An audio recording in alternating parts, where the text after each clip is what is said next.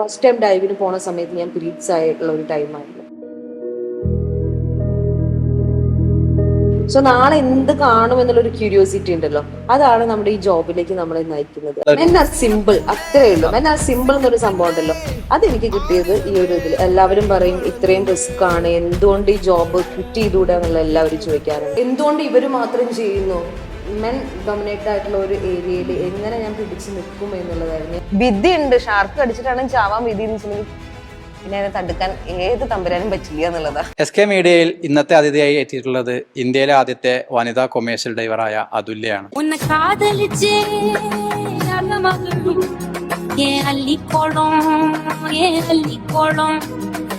SK മീഡിയയിലേക്ക് സ്വാഗതം. Thank you so much.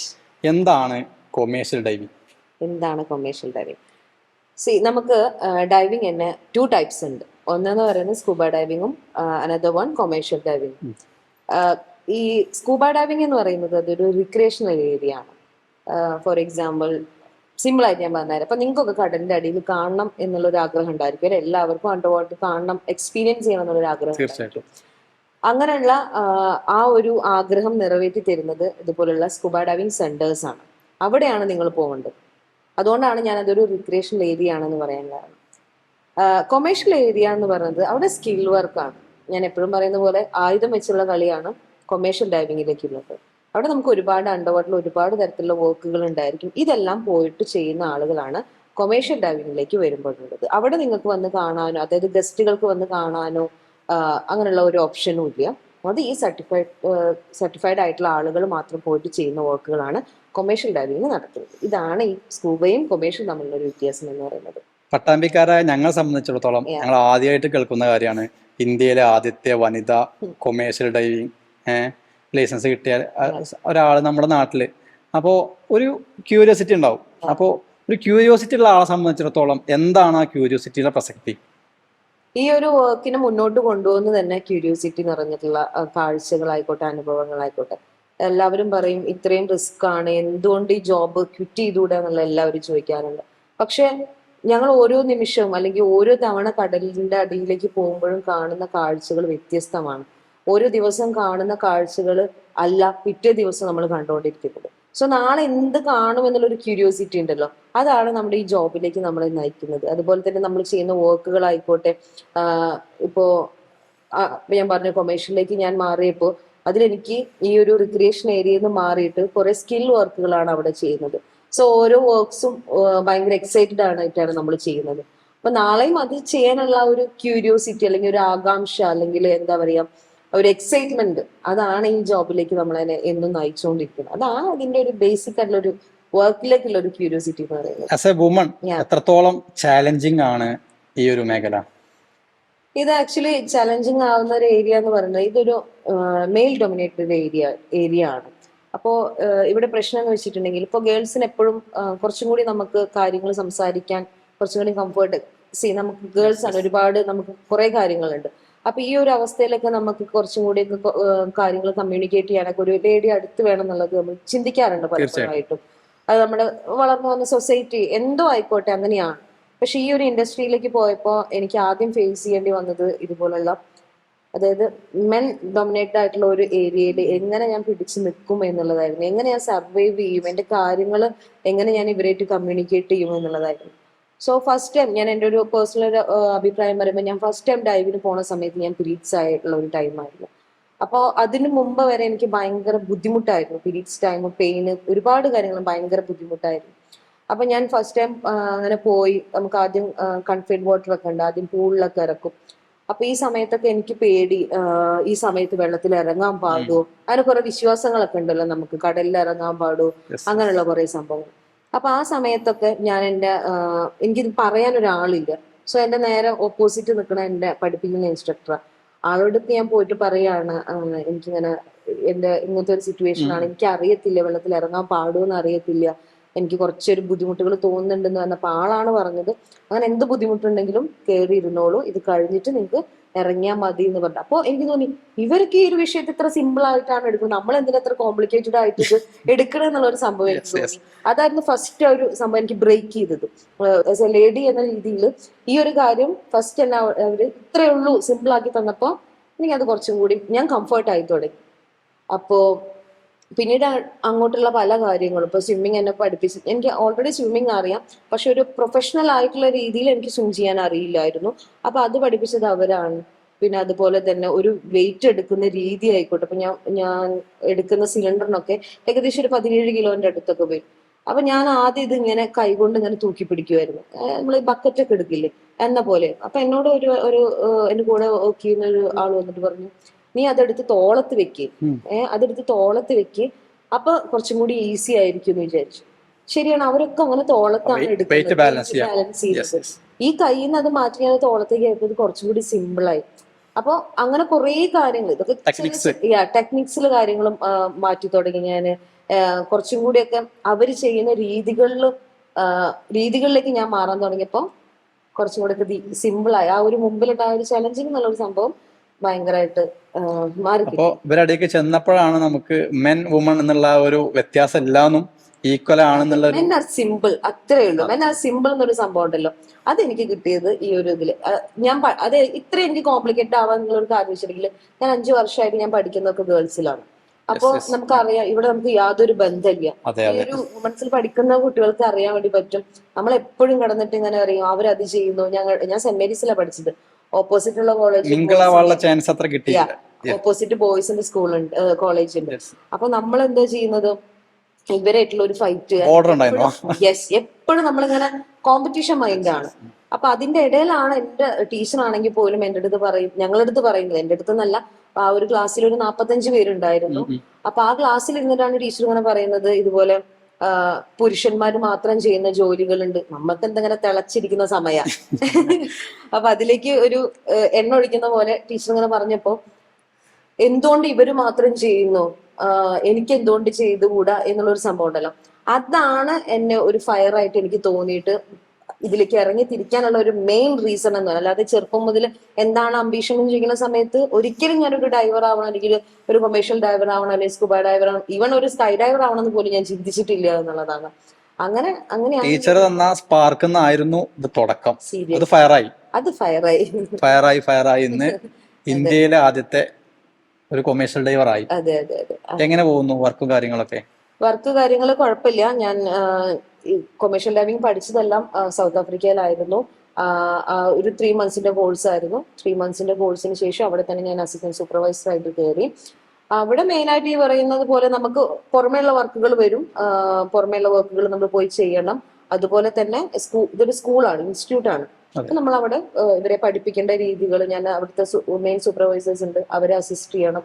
പിന്നെ കൊമേഴ്ഷ്യൽ ഡൈവിംഗ് പഠിപ്പിക്കുന്ന രീതികൾ എല്ലാം നമ്മൾ അവിടെ, അതാണ് ഞാൻ മെയിൻ ആയിട്ട് അവിടെ ചെയ്തിട്ടുണ്ടായിരുന്നത്. ടീച്ചിങ് ആണ് എന്റെ മെയിൻ ആയിട്ടുള്ള ഒരു ഫീൽഡ് എന്ന് പറയുന്നത്. പിന്നെ അതിൻ്റെ ഇടയിൽ കൂടെ ഈ പറയുന്ന വർക്കുകൾ വരും, ഈ പറയുന്ന സാൽവേജ് വർക്കുകൾ വരും. അതുപോലെ തന്നെ അവിടെ തന്നെ ഞാൻ പറഞ്ഞല്ലോ, നമ്മൾ വിചാരിക്കും കടൽ എന്ന് പറയുന്നത് വെറും തിരമാല മാത്രമാണെന്ന്, പക്ഷെ ഒരിക്കലും അല്ല. അതിൻ്റെ ഇടയിൽ ഒരുപാട് വർക്ക്സ് ഉണ്ട്. ഈ പറയുന്ന അണ്ടർ വാട്ടർ വെൽഡിങ് പോലുള്ള, അത് ഞാൻ എപ്പോഴും വെൽഡിങ് എന്ന് പറയാൻ കാരണം, കുട്ടികളെല്ലാവരും നമ്മുടെ അടുത്ത് ചോദിക്കുന്നത്, ചേച്ചി അണ്ടർ വാട്ടർ വെൽഡിങ് എങ്ങനെ പഠിക്കുക, ആ ഒറ്റ വേർഡ് അറിയത്തുള്ളൂ. അത് പഠിക്കുന്നത് കൊമേഴ്ഷ്യൽ ഡൈവിംഗിലാണെന്ന് പോലും പിള്ളേർക്ക് അറിയാത്ത സിറ്റുവേഷൻസ് ഉണ്ടായിരിക്കും. ചിലർ ഇത് പഠിക്കാൻ വേണ്ടിയിട്ട് മറ്റേ വെൽഡിങ്ങിന്റെ കോഴ്സ് എടുത്തിട്ട് പഠിക്കുന്ന പിള്ളേരുണ്ട്. പിന്നെ ഇത് വെള്ളത്തിലേക്ക് അപ്ലൈ ചെയ്യാന്നുള്ളതാണ്. പഠിക്കുന്നതുകൊണ്ട് കുഴപ്പമൊന്നുമില്ല, നമുക്കൊരു പരിചയം ഉണ്ടാവുന്നത് കുഴപ്പമുള്ള കാര്യമല്ല. പക്ഷെ അണ്ടർ വാട്ടർ വെൽഡിങ്ങിന് അതിൻ്റെതായിട്ടുള്ള രീതികളുണ്ട്, അതിൻ്റെതായിട്ടുള്ള എക്യുപ്മെന്റ്സ് കാര്യങ്ങളുണ്ട്. അതൊക്കെ യൂസ് ചെയ്തിട്ടാണ് നമ്മളത് ചെയ്യുന്നത്. നമ്മുടെ സാധാരണ ആളുകൾക്കുള്ള ഒരു ഡൗട്ട് എന്താ വെച്ചാല്, ഈ കൊമേഴ്ഷ്യൽ ഡൈവിംഗ് എന്ന് പറയുമ്പോൾ ഏതെല്ലാം രീതിയിലുള്ള ആക്ടിവിറ്റീസ് ആണ്, ഇപ്പോൾ വർക്ക് ആയിക്കോട്ടെ, ഏതൊക്കെ മേഖലയുമായി ബന്ധപ്പെട്ട് റിലേറ്റഡ് ആയിട്ടാണ് നമ്മളവിടെ നമ്മളെ വർക്ക് വരുന്നതാണ്? കുറച്ച് എക്സാമ്പിൾസ് ഞാൻ പറഞ്ഞുതരാം. കുറച്ചും കൂടി കോംപ്ലിക്കേറ്റഡ് ആയി പറഞ്ഞാൽ എനിക്ക് മനസ്സിലായില്ല, നിങ്ങൾക്ക് മനസ്സിലായിരുന്നത്. ഈ പറയുന്ന പോലെ അണ്ടർ വാട്ടർ വെൽഡിങ് വരുന്നത് നമ്മുടെ കൊമേഴ്ഷ്യൽ ഡൈവിംഗിലാണ്. നമുക്ക് അതിന്റെ ലൈസൻസ് ഉള്ളവരാണെങ്കിൽ പോയിട്ട് അണ്ടർ വാട്ടർ വെൽഡിങ് ചെയ്യുന്നത്. അതുപോലെ തന്നെ പൈപ്പ് ലൈനുകൾ പോകുന്നുണ്ടായിരിക്കും, അണ്ടർ വാട്ടർ പൈപ്പ് ലൈനുകൾ പോകുന്നുണ്ടായിരിക്കും. ഇതിന്റെ മെയിൻ്റെനൻസ് വർക്ക്, അല്ലെങ്കിൽ പൈപ്പ് ലൈനുകൾ നമ്മൾ യോജിപ്പിച്ച് യെസ്, അതൊക്കെ ഈ കൊമേഴ്ഷ്യൽ ഡൈവിംഗിലുള്ള ആളുകളാണ്. ഇതിന്റെ മെയിൻ്റെനൻസ് വർക്കും എല്ലാം ചെയ്യുന്നത് ഇവർ തന്നെയാണ്. ഇപ്പൊ ഒരു ടെലികോം കമ്പനിയുടെ തന്നെ ഉള്ളത് എന്ന് പറഞ്ഞത് എന്താ പറയുക, സൗത്ത് ആഫ്രിക്ക ടു മാൽദീവ്സിലാണ് വന്ന് അവസാനിക്കുന്നത്. ഇതൊക്കെ അണ്ടർ വാട്ടറിലൂടെ സംഭവിക്കുന്ന കാര്യങ്ങളാണ്. ഇതിനെ പറ്റിയൊന്നും നമുക്ക് അറിയാത്തത് കൊണ്ടാണ് നമുക്ക് ഇങ്ങനെ ഉണ്ട് എന്നുള്ളത് ചിന്തിക്കുന്നില്ല. ഞാൻ എപ്പോഴും പറയുന്നത്, നമ്മളെപ്പോഴും തിര എണ്ണി ഇരിക്കുക, ആ ഒരൊറ്റ കടൽ കാണാൻ പോകുന്നു, തിര കുറെ ബോട്ടുകൾ കാണും. പക്ഷെ ഇതിന്റെ അടിയിൽ ഒരു പ്രവർത്തനം നടക്കുന്നുണ്ടെന്ന് അറിയും. അതൊക്കെ ചെയ്യാനുള്ള ലൈസൻസ് ആണ് ഈ കൊമേഴ്ഷ്യൽ ഡൈവിംഗ് ലൈസൻസ് കഴിഞ്ഞവർക്ക് കിട്ടുന്നത്. അതുപോലെ തന്നെ ഇപ്പൊ നമ്മൾ ചെയ്യുന്ന മെയിൻ വർക്കിൽ വേറെ എക്സൈറ്റ് ആയിട്ട് എനിക്ക് തോന്നിയിട്ടുള്ളത് മറ്റേ എയർ ലിഫ്റ്റിംഗ് അതുണ്ട്. പിന്നെ അതുപോലെ തന്നെ ലിഫ്റ്റ് ബാഗുകളുണ്ട്. അതായത് നമ്മുടെ പാരച്യൂട്ട് പോലെ ഉണ്ടല്ലോ, ഈ പാരച്യൂട്ട് പോലുള്ള സംഭവങ്ങൾ നമ്മൾ അടിയിലേക്ക് കൊണ്ടുപോകും, ഇൻഫ്ലേറ്റ് ചെയ്യാണ്ട് അടിയിലേക്ക് കൊണ്ടുപോകും. എന്നിട്ട് പണ്ട് മുങ്ങിപ്പോയിട്ടുള്ള ബോട്ട്, കപ്പല് സംഭവങ്ങളൊക്കെ ഉണ്ടായിരിക്കും. ഇതൊക്കെ നമ്മൾ ആദ്യം പോയിട്ട് നോക്കി പറ്റാവുന്ന അത്രയും പാർട്സുകളൊക്കെ പുറത്തേക്ക് എടുത്ത് കൊണ്ടുവരും. എന്നിട്ട് നമ്മൾ ഇത് ലോക്ക് ചെയ്യും, കണക്ട് ചെയ്യും. ഈ എന്താ പറയുന്ന ലിഫ്റ്റ് ചെയ്യും. ഇതിൽ നമ്മൾ എയർ കൊടുത്തിട്ട് ഈ ബലൂണ് പോലെ നിൽക്കുന്ന സാധനമാണ് എന്താകുന്നത് മുകളിലേക്ക് ഇതിനെ കൊണ്ടുവരുന്നത്, ഈ ഷിപ്പിനെ അല്ലെങ്കിൽ ബോട്ടിനെ കൊണ്ടുവരുന്നത്. ഇതൊക്കെ നമ്മൾ അണ്ടർ വാട്ടറിൽ ചെയ്യുന്ന കാര്യങ്ങളാണ്. അപ്പോൾ ഇതൊക്കെ ആദ്യം നമ്മൾ പഠിക്കണം. ഇതൊക്കെ ഭയങ്കര ഡേഞ്ചർ ആയിട്ടാണ്. ഇപ്പൊ ഞാൻ പറഞ്ഞ പോലെ തന്നെ ആ ഒരു ലിഫ്റ്റ് ബാഗിൽ നമ്മുടെ കയ്യോ കാലോ അല്ലെങ്കിൽ ശരീരത്തിന് എവിടെയെങ്കിലും കുടുങ്ങിയിട്ടുണ്ടെങ്കിൽ നമ്മൾ ഇതിന്റെ കൂടെ പോകും. അപ്പൊ അതിന്റെ വിചാരിക്കും ഇതിന്റെ കൂടെ പോയി നമ്മൾ മേലെ എത്തില്ല എന്നുള്ളത്. ഇതിന്റെ കൂടെ മേലെ എത്തും. പക്ഷെ ഈ അസെൻഡ് ചെയ്യുന്നതിനും ഡിസെൻഡ് ചെയ്യുന്നതിനും ഒരു റേറ്റ് ഉണ്ട്. അതായത് നമ്മൾ ഒരു സ്പീഡ് ഉണ്ട്. ആ സ്പീഡിൽ മാത്രമേ നമ്മൾ താഴത്തേക്ക് ഇറങ്ങാനും മുകളിലേക്ക് പോകാനും പാടത്തുള്ളൂ. അതല്ലെങ്കിൽ അത് നമ്മുടെ ചെവി, ലെൻസ് പോലുള്ളതൊക്കെ പൊട്ടിപ്പോകാനുള്ള ചാൻസസ്. ഭൂമിയിൽ നിലവിലുള്ള വ്യത്യസ്തങ്ങളായ മേഖലയുള്ള പോലെ തന്നെ കടലിനടിയിലും ജോലി സാധ്യതകൾ ഉണ്ട് എന്നർത്ഥം. വ്യത്യസ്ത രീതിയിലുള്ള ഓരോരോ മേഖലകൾ തരംതിരിച്ചിട്ടുണ്ട്. ഇപ്പൊ നമ്മൾ ആദ്യം ഈ ബഹിരാകാശത്തേക്ക് പോകുന്ന ആളുകൾ പോലും ആദ്യം സ്കൂബയാണ് ട്രൈ ചെയ്യുന്നത്. നമ്മൾ അവിടെ എങ്ങനെയാണോ ഒഴുകി നടക്കുന്നത് അതുപോലെ തന്നെയാണ് അണ്ടർ വാട്ടറിലുള്ളത്. അപ്പൊ ആദ്യം ഇവിടുന്ന് എക്സ്പീരിയൻസ് ചെയ്തിട്ടാണ് നമ്മൾ അങ്ങോട്ടേക്ക് പോകുന്നത് പോലും. അതുപോലെ നമ്മളിപ്പോ ക്യാരി ചെയ്യുന്ന നമ്മളെ ശ്വസിക്കാനുള്ളൊക്കെ നമ്മൾ ക്യാരി ചെയ്യുന്ന പോകുന്നുണ്ടല്ലോ, പല ആളുകൾക്കും ഉള്ള ഒരു കൺഫ്യൂഷൻ ആയിരിക്കും. അതില് ഓക്സിജൻ ആണോ, എത്രത്തോളം എങ്ങനെയുണ്ട്, അത് അതിന്റെ ഒരു വ്യക്തമാക്കി പറയാൻ പറ്റും. എല്ലാവരും വിചാരിക്കുന്ന ഒരു കാര്യം എന്ന് വെച്ചിട്ടുണ്ടെങ്കിൽ ഓക്സിജൻ ആണ് കൊണ്ടുപോകണം എന്നുള്ളത്. നമ്മൾ ഓക്സിജൻ അല്ല കൊണ്ടുപോകേണ്ടത്. നമ്മൾ ഇവിടെ ശ്വസിക്കുന്നത് പോലും പ്യുവർ ഓക്സിജൻ അല്ല. അതായത് കംപ്ലീറ്റ്ലി നമ്മൾ ഓക്സിജൻ അല്ല, വെറും 21% മാത്രമാണ് ഓക്സിജൻ ഉള്ളൂ. ബാക്കി 79% നൈട്രോജൻ ആണ്. ഇത് നമ്മൾ എന്ത് ചെയ്യുന്നത്, കംപ്രസർ യൂസ് ചെയ്തിട്ട് കംപ്രസറിലൂടെ ഫിൽട്ടർ ചെയ്യും. ഇപ്പൊ നമ്മൾ ശ്വസിക്കുന്ന സമയത്ത് ഇതിൽ പൊടിപടലങ്ങൾ ഉണ്ടായിരിക്കും, പിന്നെ അതുപോലെ തന്നെ ജലാംശം എല്ലാം ഉണ്ടായിരിക്കും. പക്ഷെ ഇതൊന്നും ഇല്ലാണ്ട് പ്യുവർ ആയിട്ടുള്ള എയർ ആണ് നമ്മുടെ സിലിണ്ടറിലേക്ക് നമ്മൾ ഫില്ല് ചെയ്യുന്നത്. കംപ്രസർ യൂസ് ചെയ്തിട്ട് നമ്മുടെ സിലിണ്ടറിലേക്ക് നമ്മൾ ഫില്ല് ചെയ്യുന്നത്. ഇതാണ് നമ്മൾ അണ്ടർ വാട്ടറിലേക്ക് കൊണ്ടുപോകുന്നത്.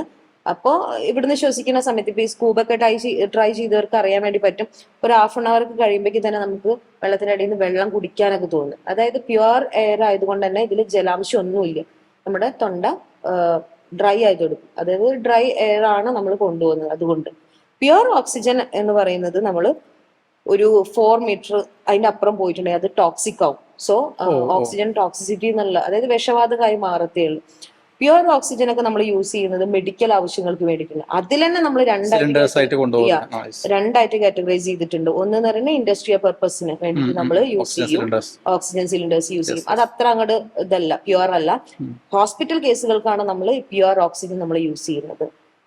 ഈ പറയുന്ന ഇൻഡസ്ട്രിയൽ ഓക്സിജൻ ആണ് നമ്മൾ എന്ത് ചെയ്യുന്നത്, നമ്മുടെ കൊമേഴ്ഷ്യൽ ഡൈവിനൊക്കെ വേണ്ടിയിട്ടുള്ള പർപ്പസിനൊക്കെ നമ്മൾ യൂസ് ചെയ്യുന്ന ഓക്സിജൻ കൊമേഴ്ഷ്യൽ പർപ്പസിന് യൂസ് ചെയ്യുന്നതാണ്. അതുപോലെ തന്നെ ഇന്ത്യയിലെ ഇപ്പോ ഫീമെയിൽസിന് അതുല്യയുടെ ഈ ഒരു അച്ചീവ്മെന്റ് എത്രത്തോളം ഫ്യൂച്ചറിൽ യൂസ്ഫുൾ ആവും നമുക്ക് എക്സ്പെക്ട് ചെയ്യാൻ പറ്റും? ഇതിനെ പറ്റി അറിയാത്തതിന്റെ പ്രശ്നമേ ഉള്ളൂ. ധൈര്യമുള്ള ഒരുപാട് പേരുണ്ടായിരിക്കും, പക്ഷെ ഇങ്ങനെ ഒരു ഇൻഡസ്ട്രി ഉണ്ട് അല്ലെങ്കിൽ ഇതുപോലുള്ള ഇൻഡസ്ട്രികൾ ഉണ്ട് എന്നുള്ളത് അറിയപ്പെടുന്നില്ല. നമ്മൾ എപ്പോഴും +2 10th കഴിഞ്ഞിട്ട് +2ലേക്ക് പോകുന്നു, അത് കഴിഞ്ഞിട്ട് ഡിഗ്രിയിലേക്ക് പോകുന്നു, IT ഒരേ പാറ്റേൺ കൊണ്ടുപോയിക്കൊണ്ടിരിക്കുകയാണ്. അപ്പൊ ഞാനും ഡിഗ്രി കഴിഞ്ഞ ഒരാൾ തന്നെയാണ്. അപ്പോ അതിന്റെ ഇടയിലാണ് എനിക്കിങ്ങനെ ഒരു ചിന്ത വന്നത്, ആ ഒരു ഫയർ വന്നത്. അപ്പൊ ഇപ്പൊ കുറെ ആളുകൾക്ക് ഇപ്പൊ ഇതിനെ പറ്റി ഞാൻ സംസാരിക്കുന്നത് കൊണ്ട് ഓക്കെ ഇങ്ങനെ ഇൻഡസ്ട്രികൾ ഉണ്ട് എന്ന് പറഞ്ഞിട്ട് പറയാനുള്ള ഒരാളായി. എനിക്ക് ഈ പറഞ്ഞ പോലെ ഒരു കരിയർ ഗൈഡൻസ് ക്ലാസ്സോ അല്ലെങ്കിൽ ഇത് പറഞ്ഞു തരാൻ പറ്റിയ ഒരു പാരന്റ്സ് ഒന്നല്ല. സാധാരണക്കാരായിട്ടുള്ള ഒരു അച്ഛനും അമ്മയാണ്. ഈ ഒരു ജോബിനെ പറ്റി പറഞ്ഞ് അവരെ ഫലിപ്പിക്കുക, അതായത് എങ്ങനെ പറഞ്ഞ് മനസ്സിലാക്കണം എന്ന് പോലും എനിക്ക് അറിയില്ലായിരുന്നു. അവർ പറഞ്ഞിട്ടുണ്ടെങ്കിൽ ഇത് കുറച്ചും കൂടി നമുക്കാണെങ്കിൽ കടലും ഇല്ല, അച്ഛാ ഇങ്ങനെയാണ് ഈ ഒരു ജോലി, അമ്മ ഇങ്ങനെയാണെന്ന് പറയുമ്പോ ആദ്യം ഇവരാലോചിക്കും, ഈ കുട്ടീനിപ്പോ പൊന്നാനി കടലൊക്കെ ഇങ്ങനെയല്ലേ കിടക്കണെന്നാണ് അവര് ചിന്തിക്കുന്നത്. പഠിക്കുന്നതിലേറെ ബുദ്ധിമുട്ടായിരിക്കും മനസ്സിലാക്കി കൊടുക്കുക എന്നുള്ളത്. പക്ഷെ കുറച്ചും കൂടി എന്നെ സഹായിച്ചത് എന്റെ അങ്കിൾ നേവിയിലാണ്. അപ്പൊ അതുകൊണ്ട് തന്നെ അങ്കിളിന്റെ അടുത്ത് കുറച്ചും കൂടി കാര്യങ്ങൾ ചോദിച്ചപ്പോൾ അങ്കിൾ പറഞ്ഞു ഓക്കെ അവൾ ഓക്കെ ആണെങ്കിൽ പൊക്കോട്ടെ എന്നുള്ള രീതിയിൽ നമ്മളതിനെ കടൽ എത്രത്തോളം കോംപ്ലിക്കേറ്റഡ് ആണെന്ന് പുള്ളിക്ക് നന്നായിട്ട് അറിയണ്ടാവും. അറിയാം, നേവിക്കാരനല്ലേ, അപ്പൊ അതിന്റേതായിട്ടുള്ളത് അറിയാം. പക്ഷെ അങ്കിൾ പറഞ്ഞത് അവള് ഓക്കെ ആണെങ്കിൽ വിട്ടോളൂ എന്നുള്ളത് തന്നെയാണ്. എന്റെ അച്ഛനും അമ്മയും അന്നും നോ പറഞ്ഞിട്ടില്ല. അവർക്ക് എന്താണ് വർക്ക് എന്ന് അറിയണമായിരുന്നു. അതിനാണ് അവര് ക്വസ്റ്റ്യൻ ചെയ്തുകൊണ്ടിരുന്നത്. ക്യൂരിയോസിറ്റി ഉണ്ടാവും, അത്രേ ഉള്ളൂ. എനിക്കേ ഉണ്ടായിരുന്നു. ഞാൻ ഒരു വീഡിയോ ഫസ്റ്റ് ഞാനും ഗൂഗിൾ ചെയ്തിട്ടാണ് നോക്കിയത്. അപ്പൊ യൂട്യൂബിലൊക്കെ നോക്കുന്ന സമയത്ത് കളർഫുൾ ആയിട്ടുള്ള ഓരോ വീഡിയോസ് ഒക്കെ കാണും. പക്ഷെ എപ്പോഴും ഞാനും എപ്പോഴും എന്താ വിചാരിക്കുന്നത്, കടയിലേക്ക് ഇത് ഇങ്ങനെ പോകുന്നത് ഇങ്ങനെ വരുന്നു എന്നുള്ളതാണ്. പക്ഷെ ആ സ്പീഡ് പോലും ഉണ്ട് എന്നുള്ളത് നമ്മൾ ഡൈവിംഗ് പഠിക്കുമ്പോഴാണ് നമുക്ക് മനസ്സിലായി തുടങ്ങിയത്. ഇങ്ങനെ ഒരു നേട്ടം കൈവരിച്ച് വന്നതിന് ശേഷം നമ്മുടെ ഇന്ത്യക്കാരുടെ എസ്പെഷ്യലി മലയാളീസിന്റെ ഒരു പ്രതികരണങ്ങളെ കുറിച്ച് എങ്ങനെ? നല്ല റെസ്പോൺസ് ആണ്. എല്ലാവരും ഈ പറയുന്നത് അയ്യോ ഇങ്ങനൊക്കെ ഒരു ജോലി ഉണ്ടോ എന്നുള്ളതാണ്. പിന്നെ മറ്റുള്ളൊരു ഇതിനെക്കാട്ടിയും എനിക്ക് ഏറ്റവും സ്വീകരണങ്ങളും ഈ സ്വീകരിക്കാൻ പോകുമ്പോഴും ഒരുപാട് ആളുകൾ നമ്മളെ ബ്ലെസ് ചെയ്ത് വിടുകയാണ്. അതായത് നമ്മുടെ വർക്ക് കേൾക്കുന്ന സമയത്ത് ഈ കുട്ടി ഇങ്ങനെയൊക്കെ പോയിട്ടല്ലേ ചെയ്യുന്നത് എന്ന് പറഞ്ഞിട്ട് ദീർഘായുസ് തരട്ടെ എന്ന് പറഞ്ഞിട്ട് എന്റെ തല തൊട്ട് എന്നെ അനുഗ്രഹിച്ചു വിടാറുണ്ട് എല്ലാവരും. അമ്മമാരായിക്കോട്ടെ, അച്ഛന്മാരായിക്കോട്ടെ, എല്ലാവരും അങ്ങനെയുള്ള ഒരു എന്താ പറയാ ഒരു കുറെ ആളുകളാണ് എനിക്ക് സപ്പോർട്ടേഴ്സ് ആയിട്ടുള്ളത്. നമ്മളൊരു റീലിലൂടെ അല്ലെങ്കിൽ ഒരു സോഷ്യൽ മീഡിയ അങ്ങനെയൊന്നും ഉണ്ടായിട്ടുള്ള ഒരാളല്ലെങ്കിൽ നമ്മുടെ വർക്ക് കൊണ്ട് നമ്മൾ കയറി വന്ന ഒരാളാണ്. അപ്പം കാണുന്ന ആളുകളൊക്കെ ബ്ലെസ് ചെയ്ത് വിടാറുണ്ട് എല്ലാവരും. അത് ഏറ്റവും കൂടുതൽ എനിക്ക് ബ്ലെസ്സിങ് ആണ് കിട്ടാറുള്ളത്. ഒന്നും സംഭവിക്കാതിരിക്കട്ടെ, പോയ പോലെ തന്നെ തിരിച്ചു വരട്ടെ എന്ന് പറഞ്ഞിട്ട് അനുഗ്രഹിച്ചു വിടാറാണുള്ളത്. പിന്നെ ഇപ്പോ എന്റെ ഒരു ജോലിയുടെ ഒരു പ്രത്യേകത എന്ന് വെച്ചിട്ടുണ്ടെങ്കിൽ എല്ലാവരും ഇങ്ങനെ ഷെയ്ക്കൻ തന്നിട്ട് ഒരുപാട് ഉയരങ്ങളിലേക്ക് എത്തട്ടെ എന്ന് പറയും. പക്ഷെ എന്നെ സംബന്ധിച്ചോളം പറ്റില്ല. ഒരുപാട് താഴ്ചയിലേക്ക് പോട്ടെ എന്ന് പറയുന്ന ഒരു നിലവില് എത്ര മീറ്റർ ആണ്? 50 മീറ്റർ ആണ്. 50 മീറ്റർ. ഇനി അത് വർദ്ധിപ്പിക്കാനുള്ള ശ്രമം ഇനി നമുക്ക് ഇതിന്റെ തന്നെ സാച്ചുറേഷൻ കോഴ്സുകളൊക്കെ എക്സാമുകൾ എഴുതി അങ്ങനെയാണ് വേറെ കോഴ്സുകളാണ്. ആ കോഴ്സ് അത് സാച്ചുറേഷൻ ഒക്കെ എനിക്ക് തോന്നുന്നു ഏകദേശം ഒരു 600-700 ഒക്കെ റെക്കോർഡ് ഇട്ടിട്ടുണ്ട് എന്നുള്ളതാണ്. ഡെപ്തിലേക്ക് ഇപ്പൊ നിലവിൽ 50 മീറ്റർ താഴ്ച വരെ നമുക്ക് പോകാനുള്ള ലൈസൻസ്, വർക്ക് ചെയ്യാനുള്ള ഒരു ലൈസൻസ് ഉണ്ട്. ഇന്റർനാഷണൽ ഷിപ്പിന്റെ അടിയിലുള്ളതൊക്കെ എല്ലാം ചെയ്യാം. ഹെൽത്ത് ക്ലീനിങ് പോലുള്ള ക്ലീനിങ് ഒക്കെ ചെയ്യാം, ഇൻസ്പെക്ഷൻ അങ്ങനെയുള്ള ഒരുപാട് വർക്കുകളുണ്ട്. ഇതെല്ലാം ചെയ്യാൻ പറ്റും. ഇപ്പോ ഒരു കുട്ടിക്ക് അവരുടെ പഠനം SSLC +2 എന്തോ ആയിക്കോട്ടെ, ഏത് സമയത്താണ് ഈ ഒരു മേഖലയിലേക്ക് കടന്നു വരാൻ പറ്റിയ നല്ലൊരു ടൈം, ബെസ്റ്റ് ടൈം എന്ന് പറയാൻ പറ്റും? ഓക്കെ, ഈ ഒരു ജോബിന്റെ ഒരു പ്രത്യേകത എന്ന് വെച്ചിട്ടുണ്ടെങ്കിൽ നമുക്കുണ്ടല്ലോ 8 വയസ്സ് മുതൽ നമുക്ക് ഡൈവിംഗ് പഠിച്ച് തുടങ്ങാം. അത് 8 വയസ്സ് മുതൽ നമുക്ക് ഡൈവ് ചെയ്യാൻ വേണ്ടി പറ്റും. സ്കൂബ ഡൈവിംഗ് ചെയ്യാൻ വേണ്ടി പറ്റും. 10 വയസ്സ് മുതൽ നമുക്ക് എന്ത് ചെയ്യാം, ജൂനിയർ ഓപ്പൺ വാട്ടർ മുതലുള്ള കോഴ്സുകൾ ചെയ്യാം. എന്നിട്ട് നിങ്ങൾക്ക് ഒരു 18 വയസ്സാകുമ്പോൾ ഇതൊന്ന് പുതുക്കിയാൽ മതി. 18 വയസ്സിൽ നിങ്ങൾക്ക് ജോബിന് കയറാൻ പറ്റുന്ന രീതിയിലാവും. ഇനി എത്ര എക്സ്പീരിയൻസ് വേണം? ഒന്നുമില്ല. ഇനിയിപ്പോ അതല്ല, ഇപ്പൊ നിങ്ങൾക്ക് 18 വയസ്സ് എല്ലാവരും ചോദിക്കും 10ാം ക്ലാസ് പാസ്സാവണോ, +2 പാസ്സാവണോ എന്നൊക്കെ ചോദിക്കും. അതിന്റെ ഒന്നും ആവശ്യമില്ല. നമ്മൾ ഇതെന്ന് പറയുന്നത് ഇന്റർനാഷണൽ ആണ്. ഇന്റർനാഷണൽ സർട്ടിഫിക്കറ്റ് നമ്മൾ കൊടുക്കുന്നത്. സോ അതുകൊണ്ട് തന്നെ നമ്മൾ എന്ത് ചെയ്യുന്നത് 18 വയസ്സ്, അതായത് ലീഗൽ വശങ്ങൾ ഓക്കെ ആവാനാണ് നമ്മൾ 18 വയസ്സ് എന്ന് പറയുന്നത്. പിന്നെ സ്വിമ്മിങ് അറിഞ്ഞിരിക്കണം. ഇത്ര മാത്രമാണ് നമുക്ക് ഒരു ക്രൈറ്റീരിയ ആയിട്ട് പറയുന്നുള്ളൂ. അല്ലാതെ ഫിസിക്സിൽ ഇത്ര മാർക്ക് വേണം, കെമിസ്ട്രിയിൽ ഇത്ര മാർക്ക് വേണം എന്നൊന്നും പറഞ്ഞാലും നടക്കില്ല. കാരണം എന്ന് വെച്ചിട്ടുണ്ടെങ്കിൽ ഈ ഇൻഡസ്ട്രിയിലേക്ക് വരുന്നവർക്ക് അത്യാവശ്യം ഒരു ധൈര്യം വേണം. അപ്പൊ നമ്മളിപ്പോ ഈ മാർക്ക് നോക്കിയിരുന്ന ചിലപ്പോൾ അവർക്ക് ഇത് ഇൻട്രസ്റ്റ് ഇല്ലാത്തൊരു ഏരിയ ആയിരിക്കും. സബ്ജക്ട് വൈസ് ക്വാളിഫൈഡ് ആയിട്ട് ഒരു കാര്യമില്ല. സ്കില്ലും പിന്നെ അതുപോലെ തന്നെ എന്ത് ചെയ്യാ, ഒരു തരത്തിലുള്ള ഒരു ധൈര്യമാണ് നമ്മൾ മെയിൻ ആയിട്ട് ചോദിക്കുന്നത് പറയുന്നത്. അപ്പൊ അതാ ഞാൻ പറഞ്ഞ, അപ്പൊ ഒരുപാട് എഡ്യൂക്കേഷൻ ഉള്ളവർക്ക് ചിലപ്പോൾ അത് ചെയ്യാനൊരു ഇൻട്രസ്റ്റ് ഉണ്ടാവില്ല. ധൈര്യമുള്ളവർക്ക് അത്തരത്തിലുള്ള ഒരു എഡ്യൂക്കേഷൻ ഉണ്ടാവില്ല. അപ്പൊ അത് അറിഞ്ഞത് കൊണ്ടൊക്കെ ആയിരിക്കാം മേ ബി അവർ അങ്ങനെയുള്ള ഒരു ഇത് വെച്ചിട്ടില്ല. 18 വയസ്സ് സ്വിമ്മിങ്, പിന്നെ അത് ചെയ്യാനുള്ള ഒരു ധൈര്യം, അത്ര. പിന്നെ ഉള്ളിലൊരു ഭയം ഉണ്ടാവും, സ്വാഭാവികമാണ്. കടലിന്റെ അടിത്തട്ട് എന്നുള്ള രീതിയിൽ. അപ്പോ അത്രത്തോളം സേഫ്റ്റി ആണ് ഈ ഒരു മേഖല എന്ന് നമ്മൾ എങ്ങനെ വിശ്വസിക്കും? അതായത് നമ്മൾ കൊണ്ടുപോകുന്ന എക്യുപ്മെന്റ്സ് ആയിക്കോട്ടെ, അല്ലെങ്കിൽ നമ്മൾ പോകുന്ന ഏരിയ ആയിക്കോട്ടെ. ഇപ്പൊ ഞങ്ങളൊരു ഡൈവിന് പോവുകയാണെങ്കിൽ തന്നെ ഞാൻ പറയാണ്, എടാ എന്റെ എക്യുപ്മെന്റ്സ് നീ ഒന്ന് നോക്ക്. അതല്ല അതിന്റെ റൂൾ എന്ന് പറയുന്നത്. ഞാൻ കൊണ്ടുപോകുന്ന എക്യുപ്മെന്റ്സ് ഞാനാണ് ചെക്ക് ചെയ്യേണ്ടത്. 100% ഞാനാണ് ഉറപ്പ് വരുത്തേണ്ടത്. ഇപ്പൊ കടലിന്റെ അടിയിലേക്ക് പോകുന്ന സമയത്ത് ഷിപ്പ് വർക്ക് എന്ന് പറഞ്ഞു ഇതിന്റെ പ്രൊപ്പല്ലർ ഉണ്ട്. ഈ പ്രൊപ്പല്ലറിന്റെ ഉള്ളിൽ നമ്മൾ പെടാനുള്ള ചാൻസ് കൂടുതലാണ്. അതായത് ഇപ്പൊ അവർക്ക് അറിയുന്നുണ്ടാവില്ല നമ്മുടെ ഡൈവേഴ്സ് അണ്ടർ വാട്ടറിൽ ഉണ്ടായിരിക്കുമോ എന്നുള്ളത് അറിയില്ല. അപ്പോൾ ഓൾറെഡി നമ്മൾ ഇൻഫോം ചെയ്യുക നമ്മൾ ഇങ്ങനെ ഡൈവിന് പോകുന്നുണ്ട് എന്നുള്ളത്. പിന്നെ അതുപോലെ തന്നെ നമ്മൾ ഡൈവേഴ്സ് അണ്ടർ വാട്ടറിൽ ഉണ്ട് എന്നുള്ളത് മാർക്ക് ചെയ്യുന്ന രീതിയിലുള്ള ഫ്ലാഗുകൾ ഉണ്ട്. ഇതൊക്കെ കൃത്യമായിട്ട് എന്ത് ചെയ്യുക, അതിന്റെ ഭാഗത്ത് കൊണ്ടുപോയി വെക്കുക. ഇപ്പോ ഈ കോവളത്തൊക്കെ ഉള്ള അതുപോലെ തന്നെ കോവളത്ത് ഡൈവിംഗ് ഒരു സ്ഥലത്ത് നടക്കുന്നുണ്ട്, ബോട്ടിന്റെ റൈഡ് ഉണ്ടല്ലോ, അതൊരു സ്ഥലത്ത് നടക്കുന്നുണ്ട്. അപ്പോൾ ഇതുപോലെ തന്നെ ഒരാൾ ചോദിച്ച ക്വസ്റ്റ്യൻ ആണ്, ഇത് കോംപ്ലിക്കേറ്റഡ് ആവത്തില്ലേ എന്നുള്ളത്. അതായത് അടുത്തടുത്താവുന്ന സമയത്ത് പ്രൊപ്പല്ലർ വന്ന് അടിച്ച് നമ്മൾ തലൊക്കെ ഇല്ലാണ്ടായി പോകും, അത്ര അടിയിലാ വരിക. അപ്പൊ അതിന് മുമ്പാണ് നമ്മൾ ഡൈവ് ചെയ്യുന്നതിന് മുമ്പ് തന്നെ നമ്മൾ എന്ത് ചെയ്യും, ഒരു ബോ നമ്മൾ അവിടെ മാർക്കിനിടും, അല്ലെങ്കിൽ നമ്മുടെ ഒരു ഡൈവ് ഫ്ലാഗ് ഉണ്ട്, ഇത് നമ്മൾ അവിടെ വെക്കും. ഇത് കാണുമ്പോൾ ഈ ബോട്ടിന്റെ ലൈസൻസ് എടുക്കാൻ പോകുന്ന ആളുകൾക്ക് അറിയാൻ വേണ്ടി പറ്റും, അല്ലെങ്കിൽ ആ ലൈസൻസ് എടുക്കുന്ന സമയത്ത് സ്റ്റഡി ചെയ്യും, ഇന്നതൊക്കെ മാർക്കിംഗ് ആണ്, ഇന്നതൊക്കെ സിഗ്നൽ. നമ്മളിപ്പോ ഡ്രൈവിംഗ് പഠിക്കുന്ന സമയത്തുള്ള സിഗ്നൽസ് ഉണ്ടല്ലോ, എന്നതുപോലെ തന്നെ സീൽ ഇത്തരത്തിലുള്ള കുറച്ച് റൂൾസ് ഉണ്ട് എന്നുള്ളത് നമ്മളത് പഠിപ്പിക്കും. അപ്പൊ അവർക്ക് മനസ്സിലായിരിക്കും എന്ത് ഡൈവേഴ്സ് അണ്ടർ വാട്ടറിൽ ഉണ്ട് എന്നുള്ളത് മനസ്സിലാക്കാൻ വേണ്ടി പറ്റും. പിന്നെ ഇനിയിപ്പോ ആ ഒരു ഫ്ലാഗ് വെച്ചു, ഞാൻ ഇവിടെ ഫ്ലാഗ് വെച്ചിട്ട് അപ്പുറത്ത് പോയിരുന്നിട്ട് ഡൈവ് ചെയ്യാനൊന്നും പറ്റില്ല. അത് ഇത്ര റേഡിയേഷന്റെ ഉള്ളിൽ നമ്മൾ ഉണ്ടാവാൻ പാടുമോ എന്നുള്ളതും റൂളാണ്. അപ്പൊ ആ റൂളൊക്കെ നമ്മൾ എന്ത് ചെയ്യണം, കീപ്പ് ചെയ്യണം. അപ്പൊ അതാ ഞാൻ പറഞ്ഞത്, ഇതൊക്കെ നമ്മൾ നോക്കിയിട്ടാണ് ചെയ്യുന്നത്. പിന്നുള്ളത് ഇപ്പോ ഈ പറയുന്ന അക്വാറ്റിക് അനിമൽസിന്റെ അറ്റാക്കുകളാണ്. അതിന് നമ്മൾ മെയിൻ ആയിട്ട് ചെയ്യുന്ന ഒരു കാര്യം എന്ന് വെച്ചിട്ടുണ്ടെങ്കിൽ, നമ്മൾ ആ ഒരു സ്ഥലത്തെ പറ്റി ആദ്യം അന്വേഷിച്ച് പഠിച്ചിട്ടാണ്. നമ്മൾ എക്സ്പേർട്ട് ആയിട്ടുള്ള ഒരാള് ഫെമിലിയർ അല്ലാത്തൊരു സ്ഥലത്ത് ഇറങ്ങത്തില്ല, അപകടം പറ്റാനുള്ള സാധ്യത കൂടുതൽ. ഇതൊന്നും അറിയാണ്ട്, വെള്ളത്തെ പറ്റി പഠിക്കാതെ ഒന്നും അറിയാണ്ട് പോയി ചാടുന്ന മക്കളാണ് എന്ത് സംഭവിക്കുന്നത്, കിലോമീറ്റർ ഡിസ്റ്റൻസ് അങ്ങനെ ഉണ്ടാവോ? ഇല്ലാണ്ട് ഇതിനപ്പുറം പോകാൻ പാടില്ല എന്നുള്ളതൊക്കെ നമ്മുടെ റൂളിൽ ഉണ്ട്. നമുക്ക് എല്ലാവർക്കും ഒരു ബൗണ്ടറി ഉണ്ടല്ലോ. ഇപ്പൊ കടലിലാണെങ്കിലും ഒരു ബോട്ടിന് അപ്പുറം പോകാൻ പാടില്ല എന്നുള്ളൊരു ബൗണ്ടറി ഉണ്ട്.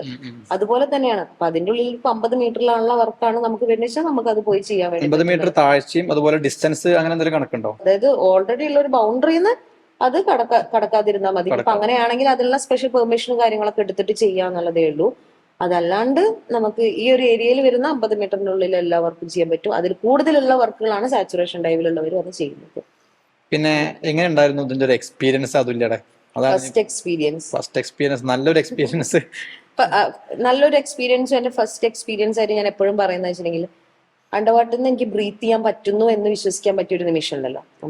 എല്ലാവരും എങ്ങനെയാ ഇങ്ങനെ മൂക്കൊക്കെ അടച്ചിട്ട് ഇങ്ങനെ ഒരു ഇത്ര നിമിഷം ഇരിക്കുമെന്ന്, അത് ടൈം അത് കഴിഞ്ഞ് നമ്മൾ എന്തായാലും നമുക്ക് ബ്രീത്ത് കിട്ടാണ്ട് നമ്മള് മുകളിലേക്ക് വരും. പക്ഷെ നമ്മളെ സംബന്ധിച്ചോളം നമ്മൾ ഈ ബ്രീത്തിങ് ഡിവൈസ് ഒക്കെ യൂസ് ചെയ്തിട്ട് ഇത്ര നേരം നമുക്ക് ബ്രീത്ത് എടുക്കാൻ, അതായത് സർഫേസിൽ എങ്ങനെയാണോ ഞാൻ ബ്രീത്ത് എടുക്കുന്നത് അതുപോലെ തന്നെ അണ്ടർ വാട്ടറിൽ ബ്രീത്ത് എടുക്കാൻ പറ്റുന്നുണ്ട്. ആ ഒരു നിമിഷം എന്ന് പറയുന്നത് എനിക്ക് എന്റെ ലൈഫിൽ ഏറ്റവും ബെസ്റ്റ് ആൻഡ് മെമ്മറി ആയിട്ടുള്ള ഒരു, എപ്പോഴും സർഫേസ് അണ്ടർ വാട്ടർ എന്നുള്ള വ്യത്യാസം അല്ലാതെ തന്നെ സെയിം പോലെ നമുക്ക് ബ്രീത്ത് ചെയ്യാൻ പറ്റുന്നു. അതുകൊണ്ടാണ് നമുക്ക് 1/2 മണിക്കൂറും 1 മണിക്കൂറൊക്കെ വെള്ളത്തിനടിയിൽ നിൽക്കാൻ വേണ്ടി പറ്റുന്നത്, ഈ ഒരു ബ്രീത്തിങ് ഡിവൈസ് ഉള്ളത് കാരണം. എത്ര ടൈം മാക്സിമം സ്പെൻഡ് ചെയ്തിട്ടുണ്ട് കടലിനടിയിൽ? അങ്ങനെയല്ല, ഓരോ ഡെപ്തിനും ഓരോ ടൈം ഉണ്ട്. ഇപ്പൊ നമ്മൾ 30 മീറ്റർ ആണ് പോകുന്നുണ്ടെങ്കിൽ 20 മിനിറ്റ് ആണ് നമ്മൾ നിൽക്കാൻ പാടുള്ളൂ. അത് എക്സീഡ് ചെയ്യാൻ പാടില്ല. എക്സീഡ് ചെയ്തിട്ടുണ്ടെങ്കിൽ പിന്നെ നമ്മൾ അതുപോലെ തന്നെ ചാമ്പറിലേക്ക് പോകേണ്ട സിറ്റുവേഷൻസ്, അല്ലെങ്കിൽ അധിക നേരം സേഫ്റ്റി സ്റ്റോപ്പ് എടുക്കുന്ന സിറ്റുവേഷൻസ്, അതൊക്കെ ഇതിന്റെ ഒരു ടേംസ് ആണ്. നിങ്ങൾക്ക് എത്രത്തോളം അത് മനസ്സിലാവും അറിയില്ല. അപ്പോൾ അങ്ങനെയുള്ള കാര്യങ്ങളൊക്കെ ചെയ്യേണ്ടി വരും. അതുകൊണ്ടാണ് ഇപ്പൊ 40 മീറ്ററിൽ നിങ്ങൾക്ക് ഒരു 8 മിനിറ്റ് ആണ് നിൽക്കാൻ പറ്റുന്നുണ്ടെങ്കിൽ അത് അതുപോലെ കീപ്പ് ചെയ്യുക. അവിടെയാണ് ഞാൻ പറയുന്നത് ഈ സേഫ്റ്റി എന്ന് പറയുന്നത്. അത് നമുക്ക്, ഞാൻ പറഞ്ഞല്ലോ, ഇതിനൊരു റൂൾസ് ഉണ്ട്. ആ റൂൾസ് നിങ്ങൾ ബ്രേക്ക് ചെയ്യുമ്പോഴാണ് നമുക്ക് അപകടങ്ങൾ സംഭവിക്കുന്നത്. അല്ലാത്ത പക്ഷം ഇത് സേഫ് ആയിട്ടുള്ള ഒരു ജോബ് തന്നെയാണ്.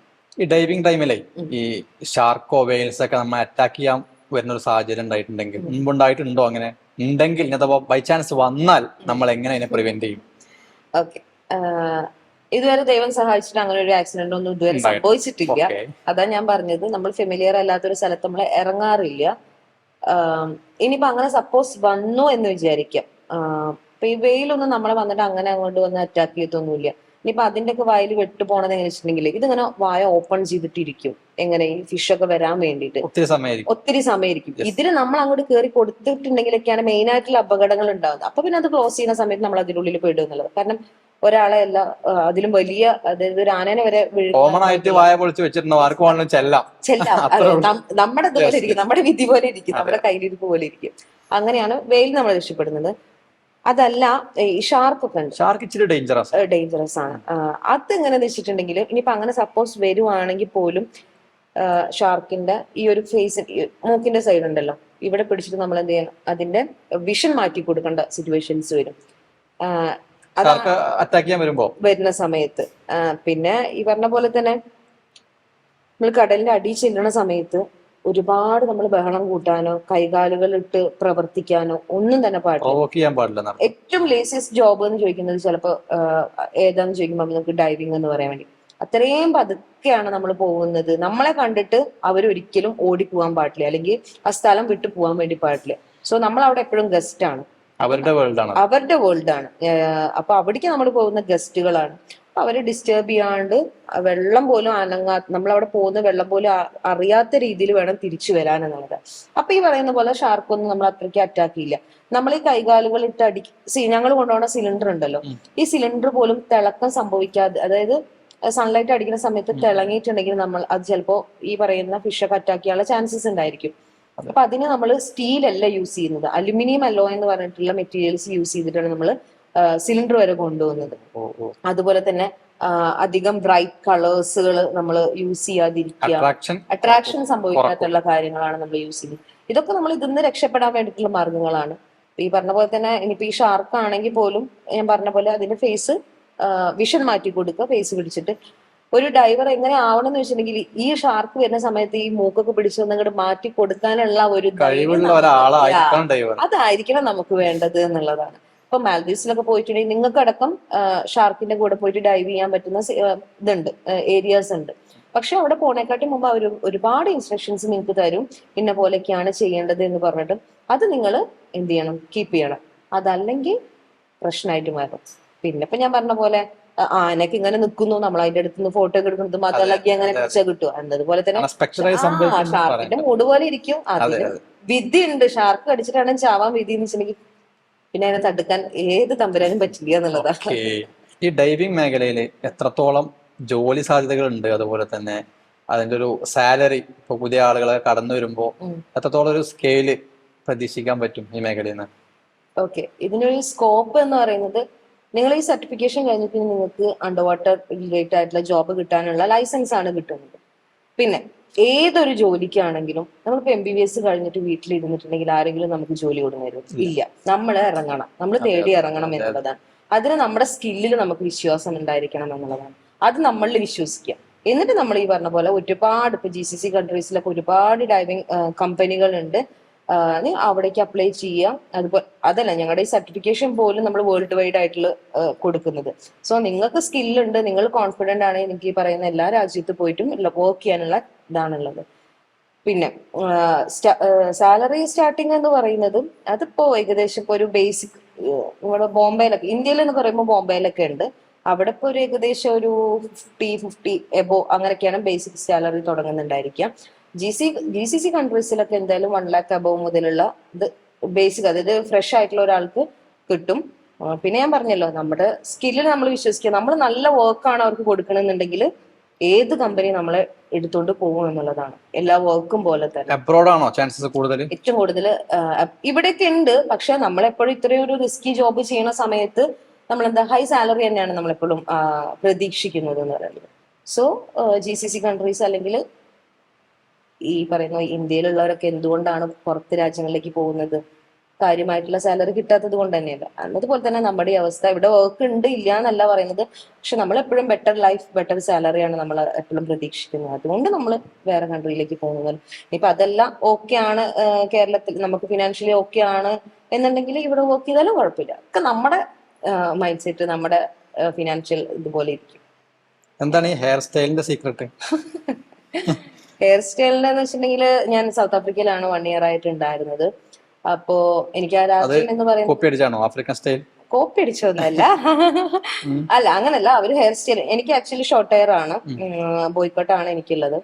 അപ്പൊ അവിടെ പോയി നോക്കുമ്പോ എന്റെ ഹെയർ പെട്ടെന്ന് വളർന്നുകൊണ്ടിരിക്കുക, അവരുടെ ഹെയർ വളരില്ല. നമുക്ക് എല്ലാവർക്കും അറിയാൻ വേണ്ടി പറ്റും, അവരുടെ ഹെയർ വളരില്ല. അപ്പൊ ഞാനൊന്ന് അവിടെ ഒറ്റയ്ക്ക് നമുക്ക് പുറത്തിറങ്ങി നടക്കാൻ പറ്റില്ല എന്നുള്ളത്. എപ്പോഴും നമുക്ക് 1 or 2 അധികം ആളുകൾ നമ്മുടെ കൂടെ വേണം എന്നുള്ളതാണ്. അപ്പൊ എനിക്കൊന്ന് ഒരു ബ്യൂട്ടി പാർലറിൽ പോകണമെങ്കിൽ, അല്ലെങ്കിൽ ഹെയർ കട്ട് ചെയ്യാനൊന്ന് പാർലറിൽ പോകണമെങ്കിൽ ഞാൻ ഇവരാരെങ്കിലും വിളിക്കണം. അപ്പൊ എന്റെ ഹെയർ കട്ട് ചെയ്യുന്നത് കാണുമ്പോൾ ഇവർക്ക് സങ്കടം, കാരണം ഇവർക്ക് കട്ട് ചെയ്യാനുള്ള ഹെയർ പോലും വളരുന്നില്ല. അപ്പൊ ഇവര് പറയും കട്ട് ചെയ്യില്ല എന്ന് പറഞ്ഞിട്ട് നമ്മുടെ അടുത്ത് ഇങ്ങനെ പറഞ്ഞുകൊണ്ടിരിക്കും, ഒരിക്കലും കട്ട് ചെയ്യരുത് എന്ന് പറയും. നമ്മുടെ ഹെയർ ഒക്കെ തൊടുമ്പോൾ അവർക്ക് ഭയങ്കര സിൽക്കി ഹെയർ പോലെ തോന്നും. അവരുടെ എന്ന് പറയുന്നത് ഭയങ്കര ഹാർഡായിട്ട് നമ്മളൊന്നും അറിയാണ്ട് കൈ ഇട്ടാൽ പോലും നമുക്ക് കിട്ടില്ല കൈ, അത്രയും ഡിഫിക്കൽട്ടാണ് അവരുടെ ഹെയർ എന്ന് പറയുന്നത്. അപ്പൊ ഇതെനിക്ക് വെട്ടാനും പറ്റണില്ല, ഒന്നിനും പറ്റുന്നില്ല. അപ്പൊ ഞാൻ വിചാരിച്ചു അവരുടെ ഹെയർ സ്റ്റൈൽ ഉണ്ടല്ലോ അതൊന്ന് പരീക്ഷിച്ച് നോക്കാം. വളർത്താനും പറ്റില്ല, എനിക്കാണിത് വെട്ടിക്കളയാനോ അവർക്കാണെങ്കിലും വളർത്താൻ. അപ്പൊ അവര് പറഞ്ഞു ഞങ്ങളുടെ ഹെയർ സ്റ്റൈൽ ഒന്ന് ട്രൈ ചെയ്ത് നോക്കുന്ന പറഞ്ഞിട്ട് അങ്ങനെയാണ് ഞാൻ ആഫ്രിക്കൻ സ്റ്റൈലിൽ ഇതാക്കിയത്. പിന്നെ ഇതിങ്ങനെ ട്രൈ ചെയ്ത് തുടങ്ങി. അങ്ങനെ നാട്ടിലേക്ക് വരുമ്പോ ചെയ്തു. ഇപ്പൊ ഇതൊരു എന്റെ ഐഡന്റിറ്റി ആയി മാറി. ഇനിയിപ്പോ എല്ലാ രസം എന്ന് വെച്ചിട്ടുണ്ടെങ്കിൽ ഇത് അഴിച്ച് തന്നെ ആർക്കും മനസ്സിലാവില്ല എന്നുള്ളതാണ്. ഇപ്പൊ ഈ മുടി കണ്ടിട്ട് അതില്ലല്ലേ അവർക്ക് എല്ലാവരും വരാം, ഐഡന്റിറ്റി ആയി മാറി. ഐഡന്റിറ്റി ആയി മാറി. പക്ഷെ ഇത് അങ്ങനെയല്ല, ഇത് അഴിച്ചു തുടങ്ങേണ്ട സമയമായി, അഴിക്കേണ്ട സമയമായി. അഴിക്കാനും ഇത്തിരി ബുദ്ധിമുട്ടുണ്ടാവും. ഇത് ചെയ്യാൻ ഏകദേശം ഒരു 7 മണിക്കൂറിന്റെ അടുത്ത് വന്നു ഇങ്ങനെ ത്രെഡ് ചെയ്യാൻ. ത്രെഡ് അത് എക്സ്പേർട്ട് ആയിട്ടുള്ള ഒരാൾ ചെയ്തപ്പോഴാണ്. പക്ഷെ ഇത് എക്സ്പേർട്ട് അല്ലാതെ ഞാനിത് അഴിക്കുന്ന സമയത്ത് ചിലപ്പോൾ 12-13 മണിക്കൂറെങ്കിലും എടുക്കും ഇതൊന്നും അഴിച്ചെടുക്കാൻ. അപ്പേക്ക് എനിക്ക് കൈവേദന, കഴുത്ത് വേദന മുതലായവെല്ലാം സംഭവിക്കും. പിന്നെ ഒരു ഇഷ്ടത്തിന്റെ പേരിൽ ഒരു രസം, അത്രയേ ഉള്ളൂ. അവരോടുള്ള ഒരു ഡെഡിക്കേഷൻ, എന്റെ ലൈഫ് മാറ്റിമറിച്ചത് അവിടെ വെച്ചിട്ടാണ്. സോ അവരോടുള്ള ഒരു ഇഷ്ടം, അത്രയേ ഉള്ളൂ. ഡൈവിംഗ് ടൈമിൽ ഇപ്പോ കടലിന്റെ അടിയിൽ ഒത്തിരി ജീവികൾ ഉണ്ടാവും, അപ്പോ ചെറുതും വലുതായിട്ടൊക്കെ. അപ്പൊ അവരുടെ കൂടെ ഒക്കെ ഡൈവ് ചെയ്യുമ്പോ എന്താണ് അതിന്റെ ഒരു എക്സ്പീരിയൻസ്?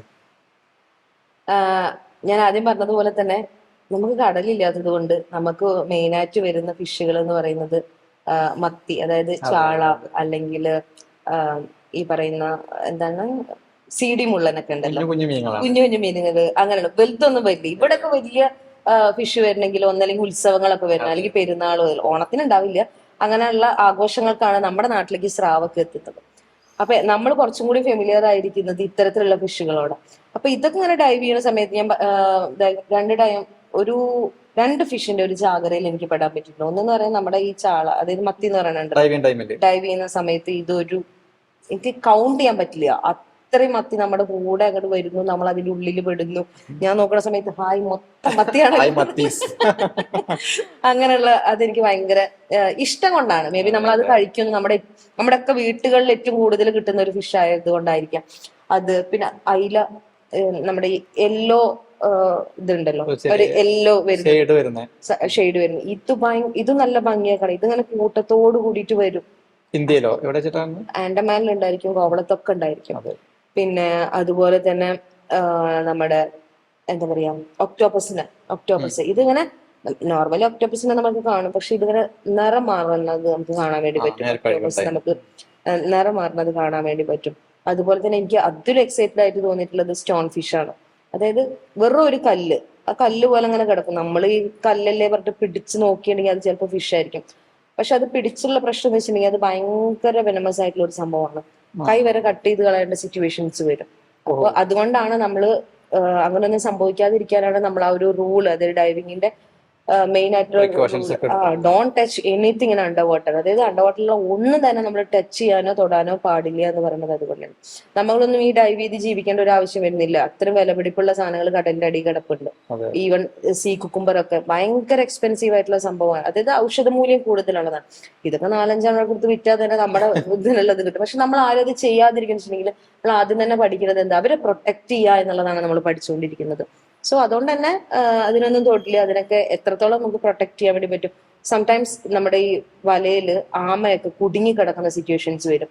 ഏറ്റവും ദയനീയമായിട്ടുള്ള തോന്നിയതെന്ന് വെച്ചിട്ടുണ്ടെങ്കിൽ ഡൈവ് ചെയ്യണ സമയത്ത് ഈ മുക്കുവര് വല കുടുങ്ങുന്ന സമയത്ത് ഇവരെന്ത് ചെയ്യും, കട്ട് ചെയ്തിട്ട് ഇടും. അതായത് കല്ലിൽ കുടുങ്ങുന്ന അടിയിലേക്ക്.